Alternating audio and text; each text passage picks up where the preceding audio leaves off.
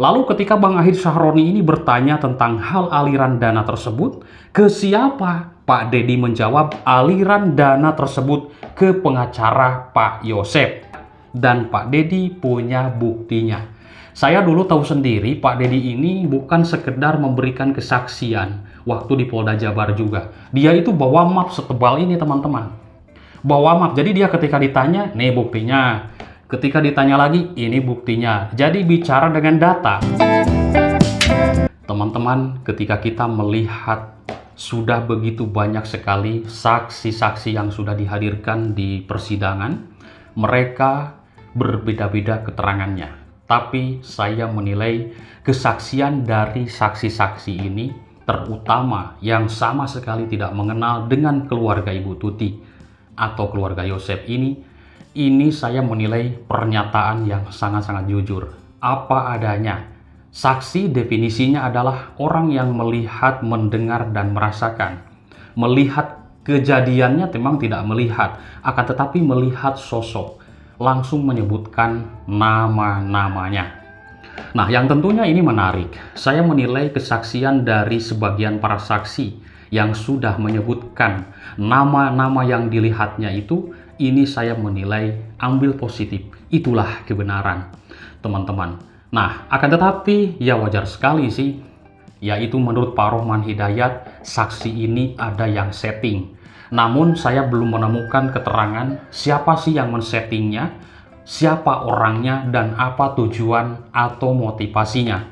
Kenapa bisa setting para saksi agar mengatakan bahwa harus Yosep lah pelakunya, harus Danu, harus siapa lagi, Ibu Mimin, Abi Arigi. Benarkah ada yang men-setting seperti itu? Nah, teman-teman, semoga nanti kebenaran akan terungkap di persidangan dengan penilaian tajam dari majelis hakim.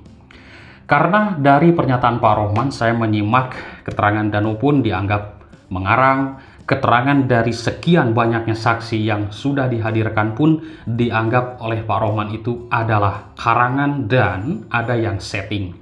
Saya ingin melihat nanti apakah ada bukti orang-orang yang men-setting menurut keterangan Pak Rohman Hidayat. Itu yang saya cari selama ini, teman-teman. Baik, teman-teman, kemarin kesaksian dari saksi Pak Dedi, saya melihat ini sangat menarik sekali ya, karena di situ semua ada ya data-data dari yayasan atau sekolah yang dinaungi BINPRES, Bina Prestasi Nasional ini bocor. Ternyata ada uang-uang yang salurannya itu tidak kepada tempatnya atau teruntuk yang ditujunya.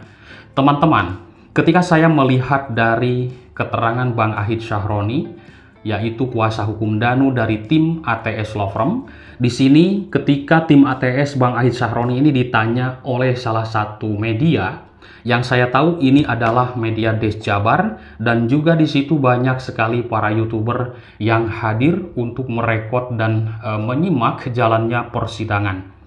Nah, di sela-sela istirahat ada sebuah pertanyaan seperti ini dari media Des Jabar. Pak Ahid, sekarang ini kan persidangan Pak Dedi. Bagaimana Pak Ahid sendiri terkait kesaksian Pak Dedi seperti apa? Luar biasa pertanyaannya. Baik, bagaimana jawaban dari tim ATS Law Firm ini? Yaitu Bang Ahid Syahroni mengatakan, dalam hal kasus ini semuanya terungkap di persidangan ketika ditanyai oleh kita.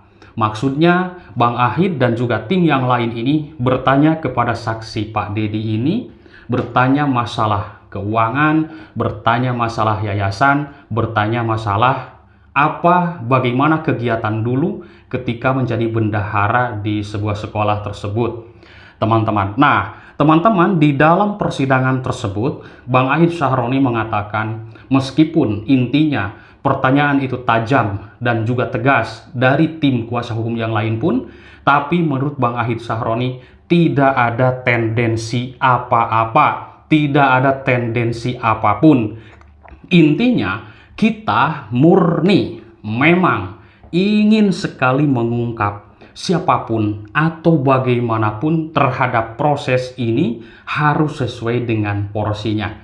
Jadi intinya Bang Ahid ini mengatakan apapun yang terjadi, atau apapun yang dia tanyakan kepada para saksi, setegas apapun, tidak ada kebencian, tidak ada maksud apapun, intinya ini murni ingin kasus ini terungkap. Luar biasa teman-teman, ketika saya menyimak pernyataannya di salah satu channel YouTube, ini di YouTube Kang Heri Susanto ya.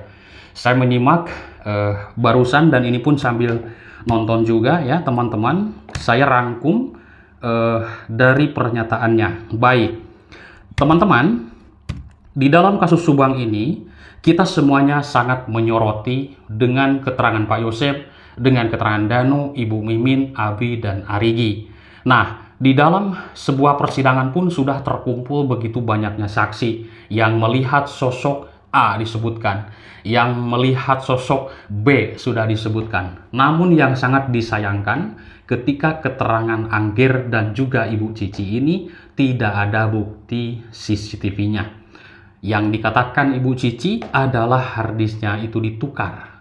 Nah, kita sebagai warga masyarakat sangat berharap sekali kepada aparat kepolisian agar cepat memproses dengan keterangan itu dari harddisk yang ditukar tersebut. Siapa yang menukar agar cepat diproses teman-teman. Karena ya kita sebagai warga masyarakat hanya greget saja ya. Lah kok kapan ini diprosesnya seperti itu? Harddisk yang katanya ditukar itu benar apa tidak? Oke teman-teman. Kembali ke pembahasan tadi. Jika ketika seseorang pengacara ini kejar sebuah pertanyaan untuk saksi-saksi, menurut keterangan Bang Ahid ini, yaitu terutama kepada Pak Dedi, menurut Bang Ahid Sahroni mengatakan memang ada salah satu faktor dari alasan kenapa sampai terjadinya tindak pidana ini. Adalah salah satu faktornya dari tindak pidana ini bisa jadi faktor keuangan, faktor ekonomi, atau juga perebutan yayasan. Yayasan sekarang menjadi sorotan karena yang kita simak ini bisa jadi ada hubungannya antara keuangan atau sekolah dengan kasus pembunuhan. Bisa jadi kan orang-orang yang atau keluarga mereka ini ribut, ada percekcokan, tapi kan ketika ditanya apakah Pak Yosef punya musuh enggak, punya masalah enggak? Tidak. Apakah bermasalah enggak Yoris punya musuh atau bermasalah sama keluarga? Tidak. Kita heran, kenapa ada yang membunuh? Tentunya ada masalah. Tidak mungkin tidak ada masalah, kok tiba-tiba dibantai. Dalam satu malam 2 perempuan, tidak mungkin. Teman-teman, tentunya ini ada banyak masalah, problem dalam keluarga itu. Akhirnya Ibu Tuti dan Amel menjadi korban. Luar biasa ya teman-teman. Baik, ketika tim ATS ini bertanya kepada Pak Dedi, yang mana Pak Dedi ini adalah seorang mantan bendahara di sekolah tersebut, di bulan November atau Oktober 2021, Pak Dedi ini sempat menemani Pak Yosef Hidayah untuk mencairkan dana BOS tersebut. Pak Dedi ngantar terus, mendampingi Pak Yosef, karena Pak Dedi ketika ditanya di persidangan, lebih dekat mana ke Danu, ke Yoris, atau ke Pak Yosef? Lebih dekat dengan Pak Yosef Hidayah. Pak Dedi ini teman-teman. Baik, mendengar dari kesaksian Pak Dedi di dalam sebuah persidangan yang sudah dijelaskan oleh tim kuasa hukum dari ATS, yaitu Bang Ahid Sahroni, adalah di dalam sebuah statementnya mengatakan pencairan dana tersebut yang pertama yaitu baik masih ada kedua almarhumah, lalu yang kedua pencairan dana tersebut sesudah kedua almarhumah ini meninggal dunia, ada yang membunuh secara mengenaskan.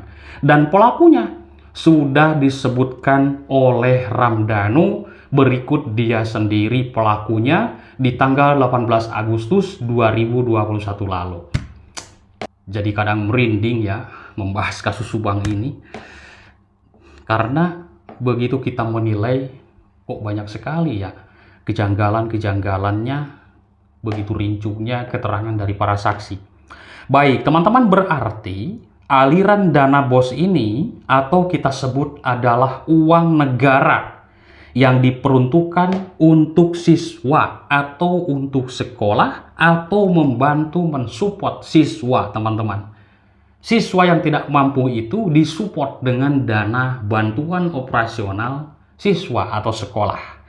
Ternyata muncul pernyataan atau kesaksian dari Pak Dedi ditransfer untuk bayar pengacara sebesar 25 juta rupiah dan Pak Dedi punya buktinya. Saya dulu tahu sendiri Pak Dedi ini bukan sekedar memberikan kesaksian waktu di Polda Jabar juga. Dia itu bawa map setebal ini, teman-teman. Bawa map, jadi dia ketika ditanya, nih buktinya. Ketika ditanya lagi, ini buktinya. Jadi bicara dengan data, bukan hanya omong doang. Itu Pak Dedi yang saya tahu dulu ya. Jadi dia punya data rekap data selama dia bekerja. Ketika ditanya, ini datanya, ini buktinya. Ini luar biasa Pak Dedi ini, teman-teman, yang saya tahu dulu ya waktu pemeriksaan di Polda Jabar.